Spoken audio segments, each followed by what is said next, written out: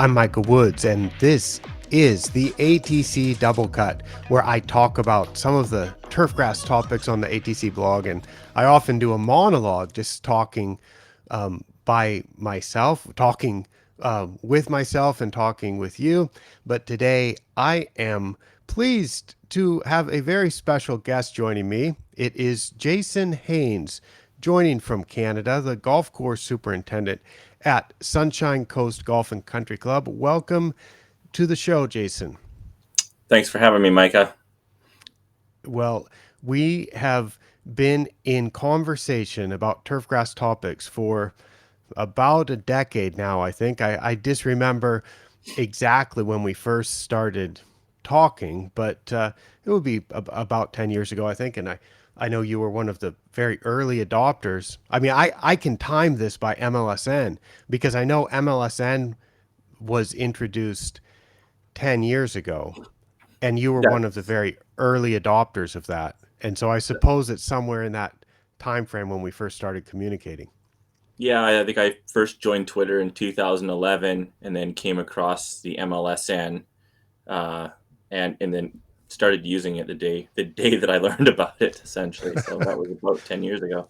And then you've also done not just used it, but you've really done detailed application of it and thought and almost like experiments on your golf course with things like MLSN and clipping volume. And the post that I want to talk about today, at least to start our conversation, is about something that you came up with yourself, and you called it the turfgrass speedo initially, and then you've also called it the turfgrass growth ratio. And I've written a blog post about that, which I will put a direct link to in the show description, that I called, or the title of that is Looking at the Clipping Volume Growth Ratio. Now, can you tell me how you how you came up with that? What Well, I came up with it while I was making a presentation to speak in Copenhagen. And, when you talk about clipping volume, a lot of people kind of want to ask what is the right number. And the problem is that it depends on the time of the year, because the right clipping volume in July is different than the right clipping volume in December, especially in my location. Midsummer versus the beginning of winter. So there is no right answer, but there is a right answer, or a more correct answer, depending on the time of the year. So I needed to find a way to compare my actual clipping yield to what the ideal yield should be for the given time of year. and so it occurred to you to take the temperature based growth potential from pace turf and use that to adjust the ideal clipping volume for the time of year, and then you just express it as a ratio where you take, in the numerator, you take the actual growth, which you can measure by clipping volume, and then in the denominator you've got a temperature adjusted or a seasonally adjusted, or in this case maybe a daily weather condition adjusted ideal, and we'll put that ideal in quotes, for your site. And I think you speculated that that may work, and then it turned out that it worked even better than you expected, if I understand correctly. And I know you did a blog post about that where you said the turfgrass speedo works even better than you thought it might. Yeah, I mean, like any tool, when you first get it, you don't really know how to use it, and even, I mean, last week I was learning on new ways how to use it. But it kind of it revolutionized kind of the way I fertilize and grow the grass, because I've always been trying to. I've made lots of observations over the years of, grass that is growing at the right speed is good. It's less prone to disease. It tolerates traffic, and you don't need to mow it like 4 times a day to get good green speeds. So trying to hit that target has always been uh, a goal of mine, going back, yeah, over 10 years. Um, and then, yeah, this tool is the first thing I've found that actually allows me to manage growth in that way. And yeah, so I mean, it kind of came from how you first started using the growth potential to calculate fertilizer applications, right? Where you would take like, and I've talked with Larry Stoll about all over the world, and you at conferences about this. Like, you take the maximum amount of fertilizer you would apply in a month, and you multiply the growth potential for that month by that amount, and that's how much you should put out that month. But the problem I found with that is that it doesn't actually take actual growing conditions into consideration, right? That's still a lot better. It's a good way of coming up with like a rough idea of how much fertilizer you should apply each month. But sometimes you get like, crazy mineralization, and you don't need any fertilizer, you know. Um, so so you don't apply it because you're getting the growth from some other source. And but sometimes you need to push that growth. Sometimes you need higher than the growth ratio. And you kind of mentioned the ideal. It's not really the ideal. I think it's more of, and you've kind of used this term, but the standard amount.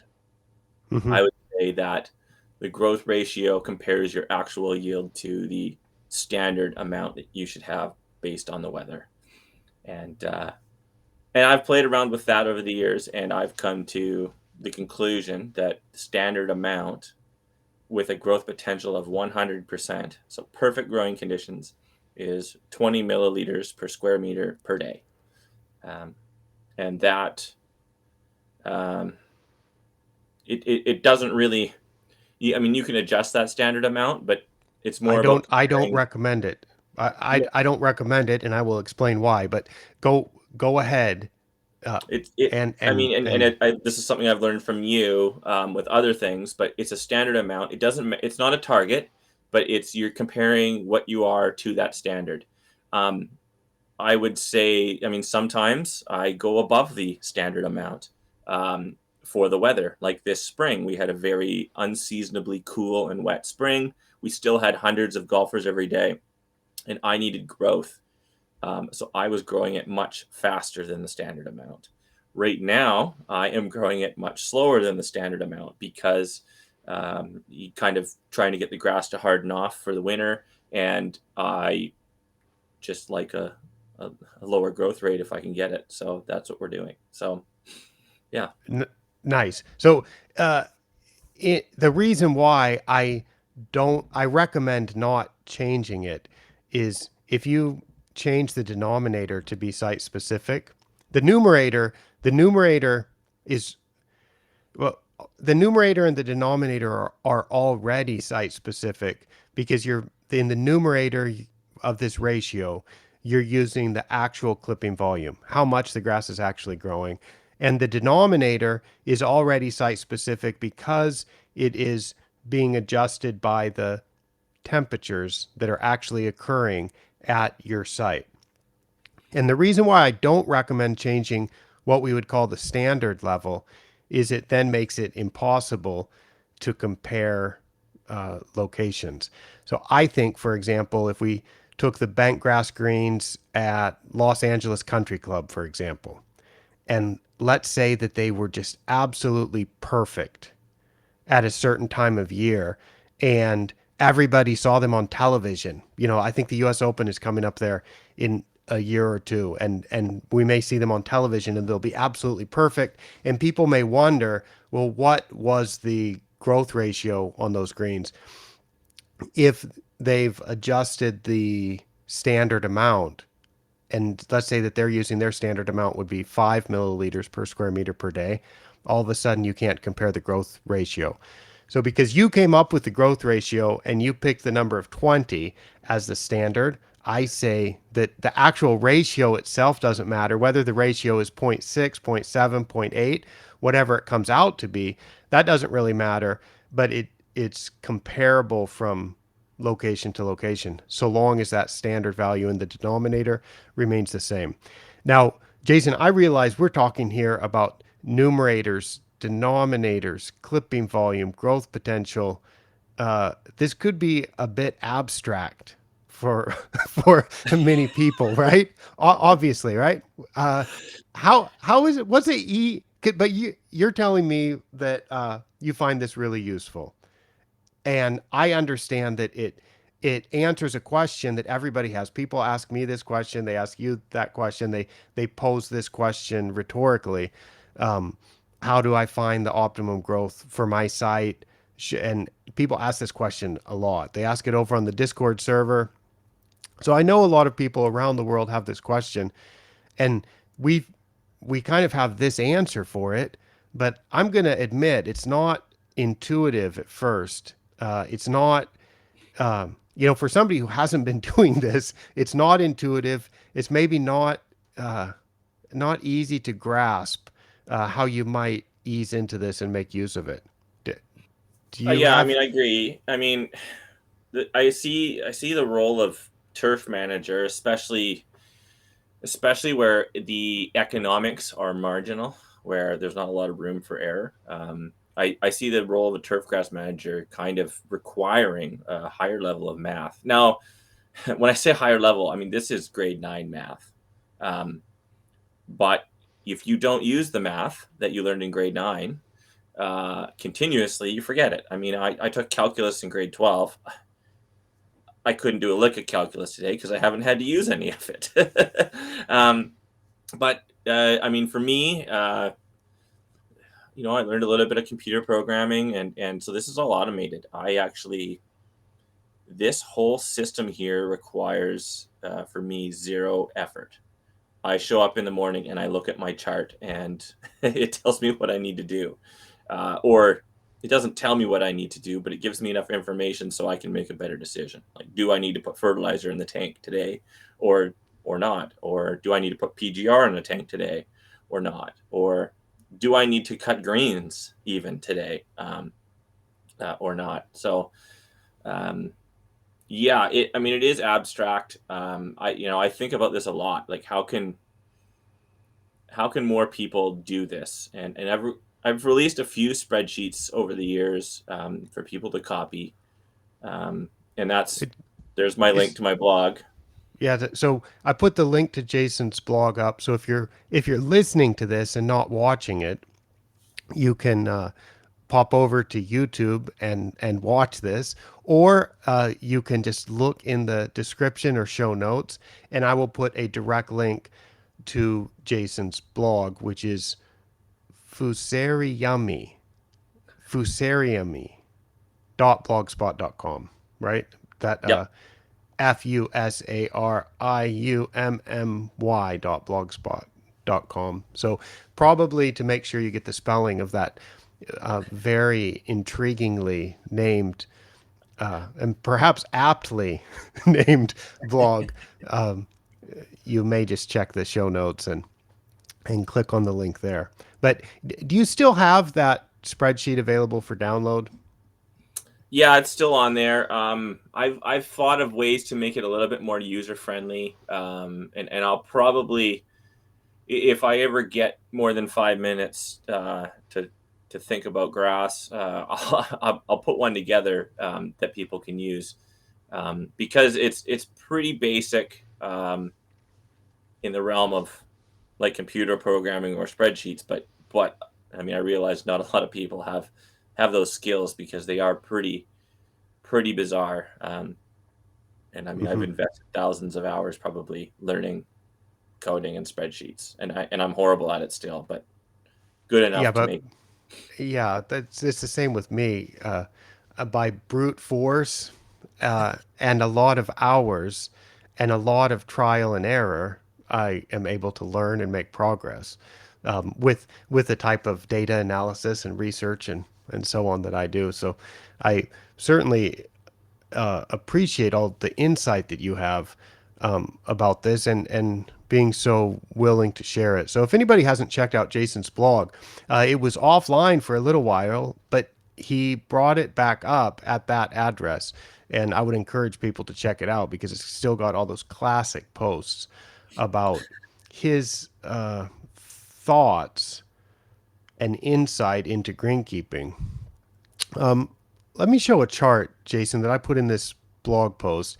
You you suggested now, so we're going back to my blog post, the one that is ostensibly the reason for our talk today, or the post that we're giving the double cut treatment. Actually, I just wanted an excuse to have a chat with Jason, and I thought this would be a great topic to talk about. So the post looking at the clipping volume growth ratio, and this is something where I said, let me look at how this works at other places, because Jason had shared how it works at his location, and he had suggested that you can adjust nitrogen and PGR applications through the season to keep this ratio close to 1. And he said that had been a great way to keep healthy grass and good playability. He can also favor bent grass over Poa annua by keeping that ratio a bit below 1. And he had written that he could favor Poa annua over bent grass by keeping the ratio above 1. So if the ratio is above 1, the grass is growing faster than you might expect. And if the ratio is less than 1, the grass would be growing a little bit slower than one would expect. So I looked this up for a completely different grass type. I looked it up for a golf club in Japan, which has zoysia greens or kori greens, manila grass. And I noticed in the springtime, the number was all over the place and really high. But then during the summer, during the active growing season, it hovered right around 1. And I have another chart where I just kind of zoomed in on the summer. And that chart is showing on the screen now, and it goes from June the 1st to November the 1st of 2021. This is a post that I did last year. And basically that number is just hovering around 1. And then they have the KBC Augusta tournament at the very end of August. And what you can see is the the growth ratio, and I'm showing here the 7-day moving average of growth ratio, that was right about 1 on about August the 20th. And then it went all the way down to less than zero point 0.5 for the end of the tournament. It was progressively getting lower and lower going through the end of the tournament at on September 1st last year. So it seems to me that that matches pretty well with what we would expect, that something around 1 would be normal. And that's kind of what it was at through the summer. And then for tournament conditions, it was considerably less than 1. So I think, Jason, you've been doing this now for 3 or 4 years, haven't you? Yeah, I've been using this tool to various different ways for yeah, about 3 or 4, yeah, let's say 4 years. I think I came up with the idea right before I switched jobs, and that was in 2018, the fall of 2018. So yeah, 4 years. It's interesting. I mean, you mentioned last week when you had a talk with Bjarni about how you find it's interesting that all these different courses in different climates have very similar clipping volumes. And I mean, this kind of also shows a very similar. I mean, that curve could be my golf course, Mm-hmm. grown at 50 degrees latitude on the west coast of North America, um, and I mean, I'm a little bit blown away about the similarities there. Um, yeah, it's pretty interesting. You Yeah. also The what mentioned kind of. Oh, go ahead. I would just, yeah, I think um, going back to what I was talking with Bjarni last week, where I was surprised when we did that original research back in 2015 or so at how much the grass grew in Iceland and how it was similar to other places around the world, and good performing putting greens with many grasses tend to have a similar growth rate. The one exception, the reason I interrupted there, I'll just say that Bermuda grass, Synodon, on putting greens does tend to have lower clipping volume from what I've seen. So Hmm.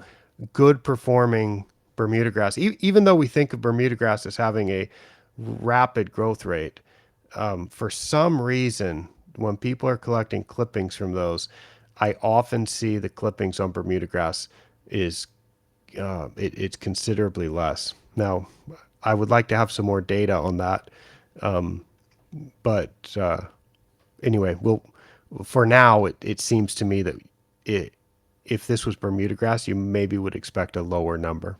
Yeah, I mean, it could be heavily regulated. And I mean, a big part of why I try to hit the right growth weight is our chemical arsenal in Canada isn't very good.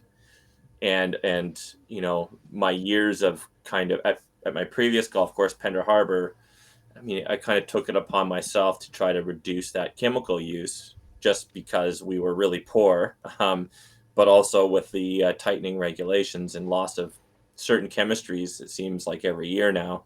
Um, I was trying to reduce that chemical use, and I think in countries where you have a bigger amount or broader range of chemicals, you can kind of maintain your growth rate at the unhealthy range, what would normally be unhealthy, but keep it healthy with the use of those products. So I mean, I see, and you kind of mentioned how I played around with the growth ratio. So I know what too low is, and like for Poa annua, anything below zero point 0.5 is you're gonna have you cannot manage the anthracnose below zero point 0.5. Um, right Could now, you manage it? Could you manage it with fungicides though? I've tried it. It. I mean, I've tried with our limited use. I mean, maybe if you're going out with chlorothalonil every 5 days, but we that's just not an option for us. We couldn't do it. I mean, my fungicide budget for the year for a hectare of greens right now is about I spent $6,000. Um, and we're in a pretty disease heavy part of the world, especially in the wintertime. But so I've grown the grass too slow and really bad anthracnose, and I see it everywhere I go. You can kind of tell um, if the grass is starving, you're going to have anthracnose. You're also going to probably have dollar spot, and I was thinking about it today. Actually, I haven't seen any dollar spot in 4 years. Um, Wow. Coincidentally, I don't know. None. Like we have anywhere on the whole property. And at before at Pender Harbor, we would get smoked with dollar spot, and I Wow. still do. And like I'm only 30 kilometers away. Um, Wow, you are lucky. and like I've dealt with dollar spot in my climate, Hmm. and I don't know. I mean, like I see a lot of research, turf research, disease research, and my my question always is always, what was the weather like for those observations, and how fast were they growing the grass? Um, you know, so I mean, without that, I mean, there's so much that there's only so much you can take from that information. I think because from what I've seen, the turf health has so much to do with having the right growth rate for the right time of the year. Yes. My my very short book, The Short Grammar of Greenkeeping, which I will put a link to also in the show notes. In that book, in I think in the introduction to it, I mentioned that if you really want to define greenkeeping or turf management for any surface in one sentence, you could say that it's managing the growth rate of the grass because almost everything that you do is done to adjust the growth rate of the grass or it's done in response to the growth rate of the grass. And it's it's something that seems obvious in retrospect, or it seems obvious the older I get. The more experience I get with managing turf grass and studying turf grass around the world, and I don't know why it took me until I was 30 some years old to figure that out. Yeah, I mean, it's hindsight, right? Every time I improve or get better at what I do, I look back at what I was doing and I think to myself, man, I was such an idiot. But it's easy to say that with today's knowledge, right? Like Yeah, what I was doing was so bad. And I mean, yeah, you have lots of blog posts about that. yeah. It's well, that is something that I wanted to ask you also with things like MLSN. Once you start doing it, you realize like, wow, this is really simple. Wow, this works really good. Wow, the logic of this is almost perfect, and uh, and it's like, how did I not think of this before? Right? Yeah, And it's exactly. weird. And it's weird.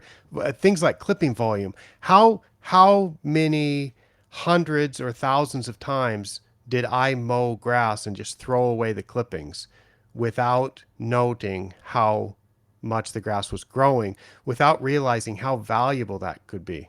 How many times did I spread sand top dressing without measuring the organic matter in the soil, not even knowing what I was trying to adjust? Because if I would tell my general manager or tell the golf course owner the reason why I'm going to go core these greens, the reason why I am going to cover the greens in sand, and they're going to be less than ideal for a week or 10 days or 2 weeks. The reason is to manage organic matter at the surface. But I was doing that without ever measuring it.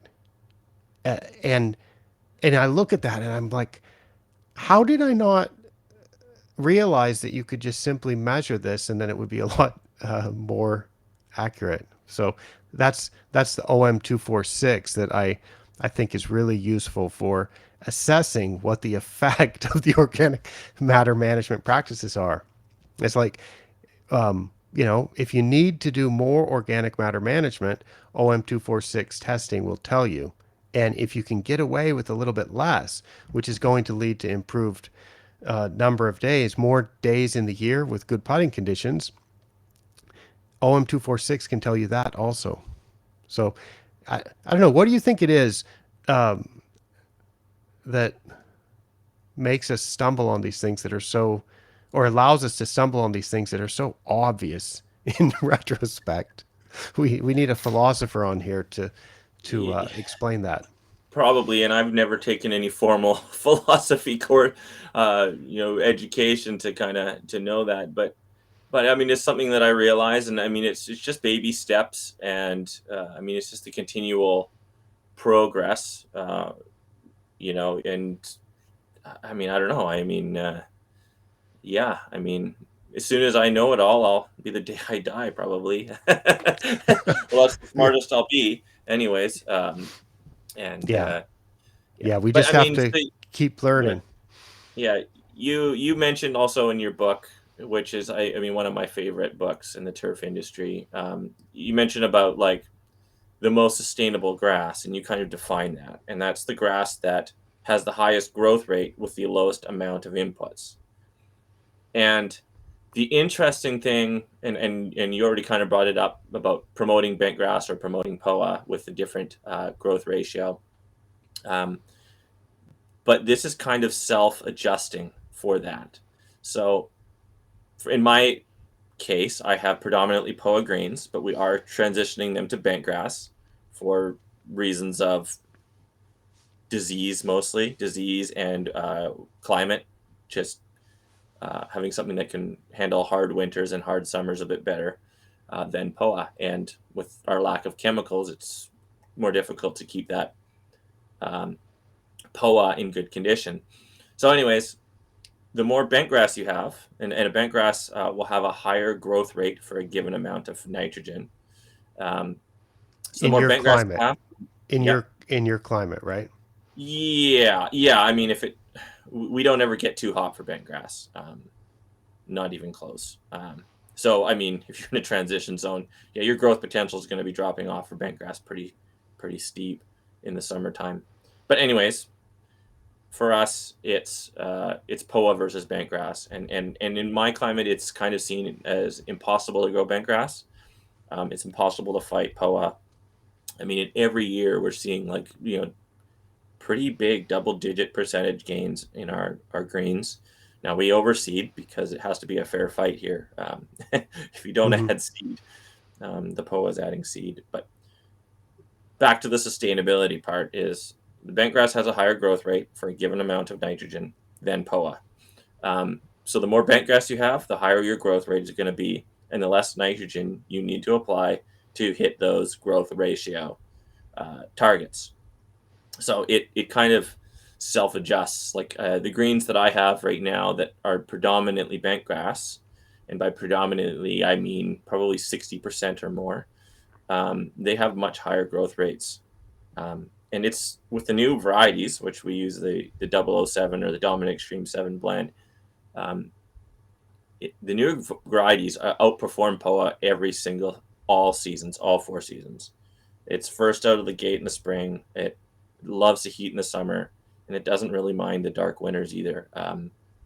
That's from what I've seen in the way I'm growing it. So I will say though, I think it's not as simple as just below 1 will promote bent grass. I think at a certain point, no grass is competitive. Hmm. And I don't know what that number is. I haven't had my grass growing so slow that bent grass isn't competitive, but I've seen it on some courses where the strategy is to starve out the POA. Um, and in the process, you also starve out the bent grass. So I think, in my opinion, you still want to keep that growth ratio, even if you have bent grass is above zero point 0.5. Um, And that's something that I thought initially that we can just do that with clipping volume. And I didn't have the insight that you did to come up with this turfgrass speedo with the turfgrass growth ratio. And in fact, when you first proposed it, I'm like, why would we do that? You know, it took me a while, even though I'm quite familiar with these topics, but even took me a little while to figure out that really good insight into a way to just adjust what the clipping volume should be for your site at as a standard at any time of the year at any type of growing conditions. Because I've written blog posts before. I will put a link to this one also, the blog post that I'm going to describe. I won't show it, but I will put a link to it in the description about how I think I called it, it is easy to know when the grass grows too slow. I think that was the title of the blog post, and it's an argument for clipping volume. It's an argument for using clipping volume because I mentioned that when the grass grows too slow, we will have certain disease indicators, and eventually we have bare ground. We don't have grass, but we will have ball marks that don't repair fast enough. We will have moss and algae invading. We will have traffic damage and foot marks and scuffs and so on that the grass doesn't recover fast enough from, and and that is intolerable. It's unacceptable for professionally managed turf. So, and there's really no tools to deal with that. If you've got the grass growing too slow, I mean, the tool is more nitrogen and more water. But you don't really want to risk the grass growing too slow because the the uh, the worst case scenario is tragic. It's dead grass. And because of that, I think the entire turfgrass industry around the world, anybody that's a professional turfgrass manager, grows the grass a little bit too fast.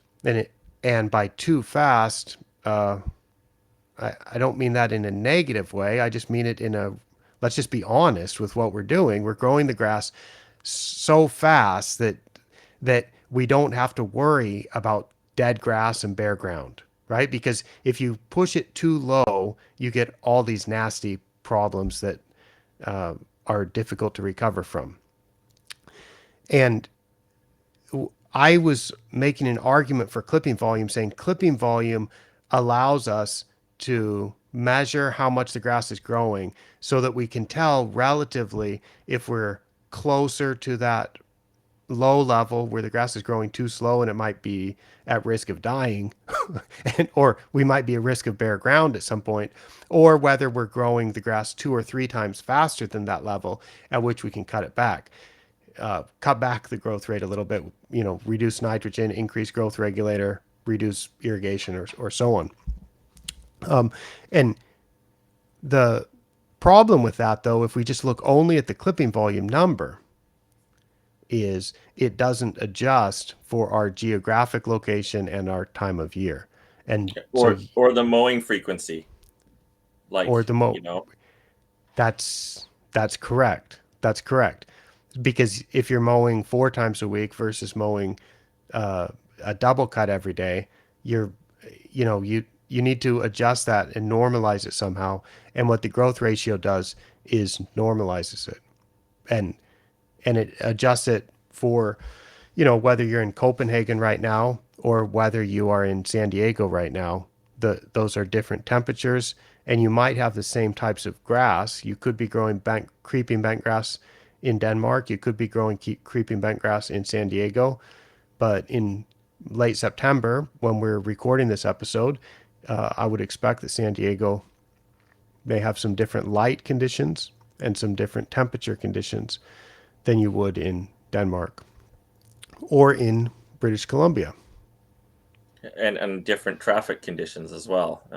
So Right.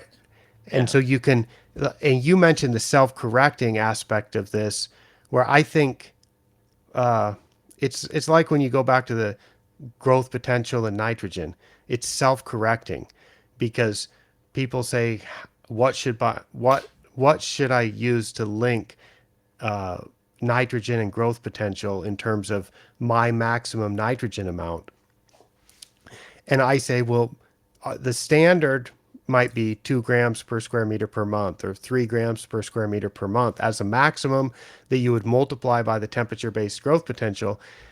That's for looking into the future, and just try it. Just try it at that standard rate, and then you observe if the grass grows too fast or too slow, and then you adjust it until you get it right. So you very quickly, I would say within a week or two, you now find a site specific maximum that works pretty good, and you just keep tweaking it until you get something that just works well for your site and the amount of traffic that you're seeing on your site. And I'll go back to something you mentioned earlier, where you said the growth potential and the nitrogen link. It's like it's not perfect, right? And you can't really manage grass that way. And I agree. I think that I would describe that as if we want to guarantee that we'll have mediocre conditions at least, we can do it that way. But to really have exceptional conditions, we need to modify it. And the reason is because the weather changes and the amount of traffic changes and the grass responds in ways that we may not be able to predict. And so we need to adjust it. And that's why I use the growth potential as a future prediction, looking into the future. That's what I use. But then I actually monitor what happens based on the clipping volume, based on the turfgrass growth ratio. And then I quickly transition from a future based nitrogen input or mowing frequency input or plant growth regulator input to being reactive to what's happened over the past days and weeks. And I think it's much better to be reactive to the grass rather than being proactive. So at some point we have to be a little bit proactive, but then if you measure what the grass is doing, how the grass is responding to the inputs, you quickly transition to just being reactive to the grass, and it allows you to have exceptional uh, conditions without doing any work that's unnecessary, or at least that's the goal. And I mean, I think I'm getting closer and closer to that every year. I mean, I remember before I was doing managing growth this way, or before growth potential was a thing that I knew about. I remember just having absolutely uncontrolled growth. It would usually happen in August. It was kind of just like something I would expect, is get ready for the August growth flush. But it was because I was kind of like front loading nitrogen, and I didn't really have a target or a idea of where I was. And then you get a little bit of longer nights in August and some a little bit of rain, except for this year. And um, And then all of a sudden you're getting like 40 to 60 milliliters per square meter per day. And you got to double cut the greens just to keep anything resembling good conditions. Um, and or you would have that, and then you would back off on the fertilizer, and then all of a sudden it just falls off a cliff, and then all of a sudden you're not growing it fast enough, and so you're kind of chasing your tail a little bit. But so I mean, I do the light and frequent kind of thing, and if it's in the summertime, I throw a bag of fertilizer in, and it's kind of funny. I don't like to measure fertilizer. Um, I measure it by the bag. So if I want to put out a gram of nitrogen on my greens, I put out one bag of urea, which is about Yeah. 25 kilograms over 1.2 hectares is a gram of nitrogen. If I want to Hmm. put out a half a gram, well, it's a bag of 2100. And if I want to put out less than that, like even less than half a gram, 0.3 or whatever, I put a bag of calcium nitrate and and or varying combinations, but to mix half a bag, or I did that before, just to see what would happen, to go super precise with your fertilizer applications. But I kind of feel like I don't know what the analogy is, but I'm kind of steering a ship kind of with small adjustments. And if you're going a bit to the right, you don't just go hard left. I mean, it's like a kid driving a car. If you've ever seen a kid driving like a video game, they're like back and forth, and it's kind of like, oh, is the growth ratio low? Do I want it to be higher? Okay, we'll put some fertilizer in the tank. Is it high? Okay, we'll put less fertilizer in the tank, and or stretch the intervals slightly. Did you see And those? Did you see those videos that Andrew McDaniel demonstrated just dumping a bag of fertilizer and dissolving urea?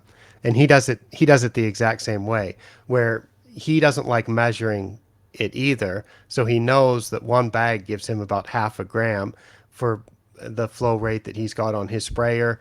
And so he just does it that way, and he just puts out a half gram. yeah, And it he, works pretty good. And I mean, you also kind of, I mean, and I had a discussion with this with a local greenskeeper last week, and they were kind of blown away. Like, you can do that? You're not going to kill the greens? It's like it's a really small amount of fertilizer when spread over that much area. It'll kill the greens if you like park the sprayer with the booms on and not move for mhm. like a minute. That'll kill the grass, but I mean, if you're Yeah, moving, it's interesting. I I think the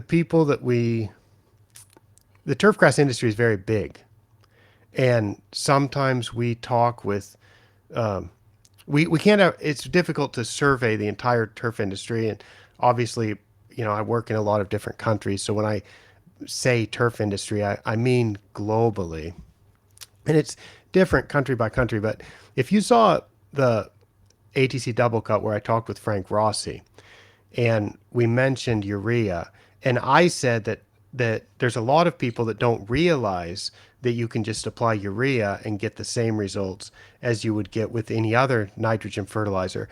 And Frank's like, he said something like, it really astounds him to hear that I think that, because he thinks that every turfgrass manager knows that you can do that. But my experience from people that communicate with me or give me feedback about what I'm talking about.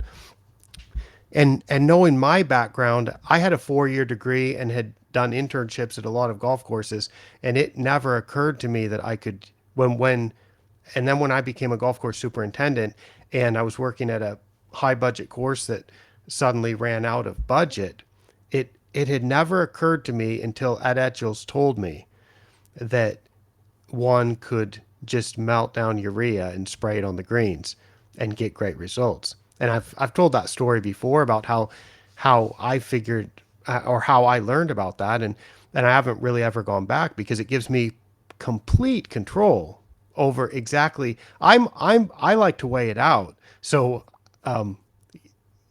I I can measure the exact amount that I want to apply, and the I, result's great. But I don't know, when Frank said that, I was like, really? You think everybody knows that? Because if everybody knew that, why aren't they doing it? Because it's so easy. And and it frees up so much money that you can spend for more expensive top dressing sand or for another dryject application or give your crew a raise or have another team building party or I mean there's so much better use of funds if you're able to free up funds in one area and and then spend them on something that's going to give you even more value. So I I don't mean, know. it's easier than using liquid fertilizer that's already in a liquid form. Um, like it stores better. I mean, you can't, doesn't matter if it freezes. Um, you just dump it in the tank and in the basket on the top and fill the tank up, and like 30 seconds later, it's gone. I Um, I will have to and share the links to those videos that Andrew did where he shows how fast it dissolves.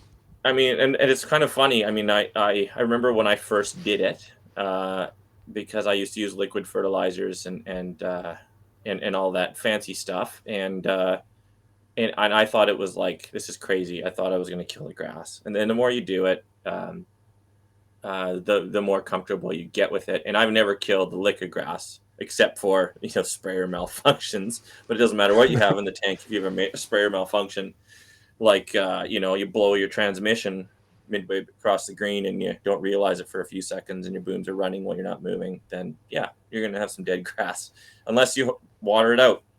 So and like same with ammonium sulfate, like I put a half a gram ammonium sulfate, and as a standard practice I fertilize it on my 1.2 hectares, and I never water it in, ever.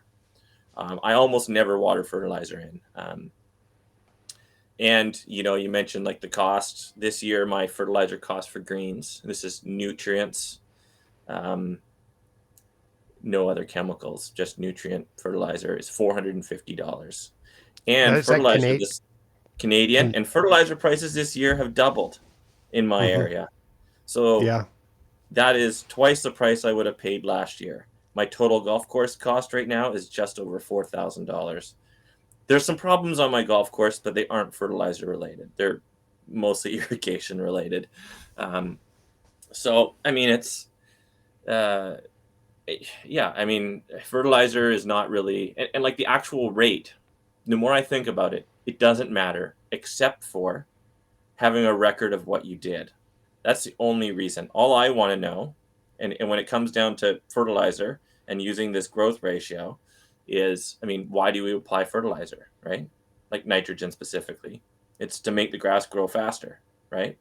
Well, if you want to make it grow faster, you kind of have to know how fast it's currently growing, and you have to know how fast you want it to grow, right? These are like these three questions. So without any of those, knowing any of those, or all three of those, I mean, you're basically flying blind. I mean, other than, you can look from a 10,000-foot view, but if you want to kind of, uh, have any amount of precision, you have to, know what you want to grow it, and know what it's growing at, and then you just use the fertilizer. I mean, the rate doesn't matter. I just want it to go faster. Throw some nitrogen on it. Yeah, Is it because growing fast?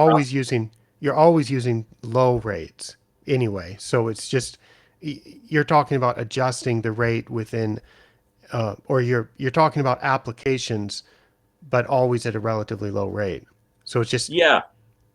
And I mean, it's more of a philosophical thing. I mean, some people are like, I need to apply exactly 0.65 grams of nitrogen, and that's my rate. And I'm like, just go out and apply some fertilizer, and then see what happens, right? Is it growing faster? All right, it worked. Is it growing too fast? Okay, maybe that was too much.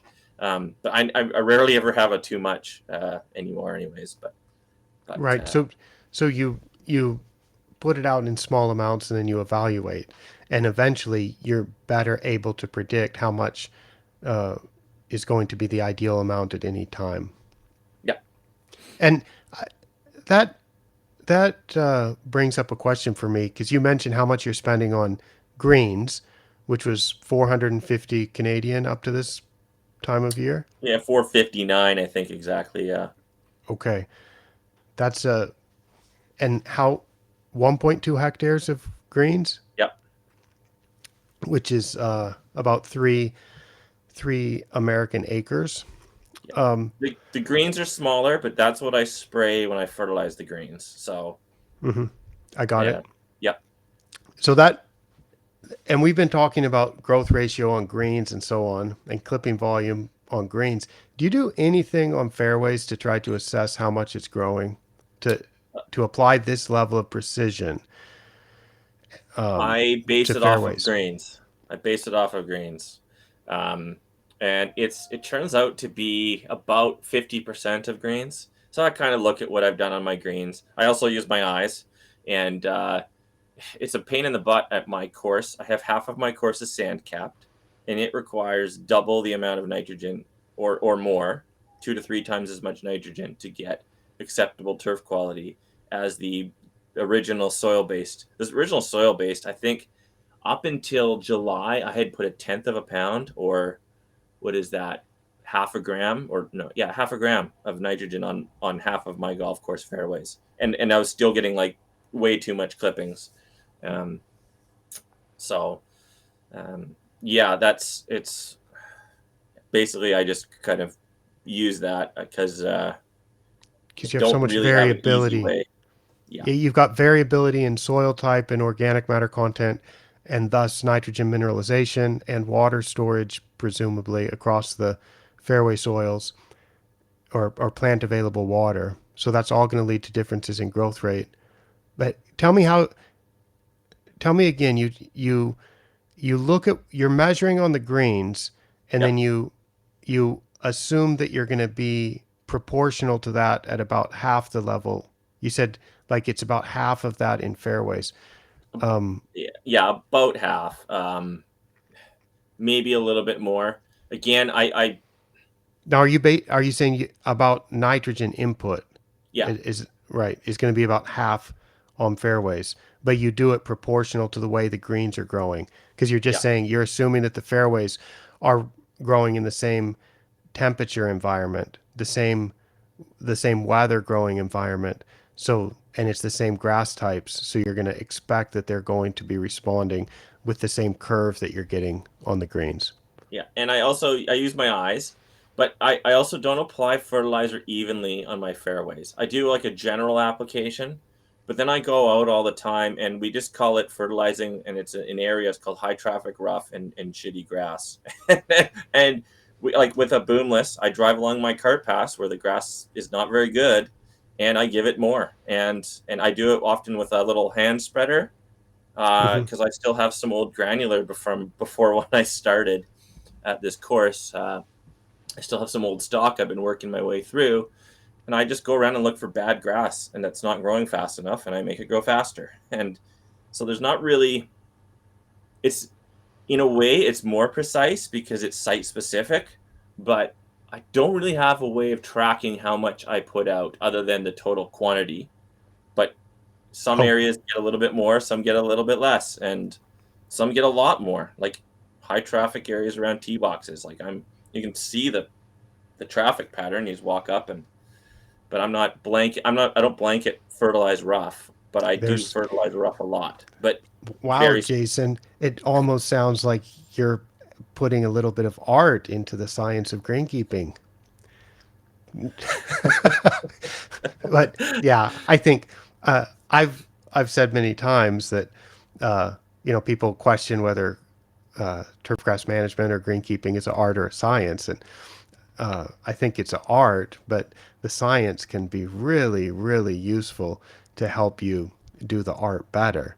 And so you're telling me that you don't know how much nitrogen you're putting on the fairways because it's so site specific, and you're just going out and looking at it. You're looking at the grass, so you've got a baseline amount, and then you just go add some more as you need it, and then eh, so it's but I think people that know you, who have met you or been to any of your seminars or read your blog posts and so on, they would probably think of you as golf course superintendents go, and as fertilizer goes for golf course superintendents, they would think that you're incredibly scientific about it. Except we're just having this conversation, and you're using science as a base, and then you go apply the art. So I think that's perfect. Well Yeah, done. yeah. I mean, you kind of have to, because if I fertilized all my rough, I couldn't keep up with the mowing, because not all of it needs to grow faster. So I mean, yeah, I've kind of, like when you look at GPS sprayers, for example, for use of fertilizer, and one of the things I noticed when I started using liquid fertilizer on fairways was my rough started to decline, because I was applying it so precisely to only my fairways, where when we used to do a granular, some of it trickles off into the rough, right? So, and then the rough started to decline the first few years because it's so precise. And then with a GPS sprayer, I get the preciseness for chemical use for fungicides and stuff, but for fertilizer, you kind of want it a little less precise. I mean, on greens, pretty precise. We don't want to overlap. We don't want any streaking or striping. Obviously, same thing on fairways, but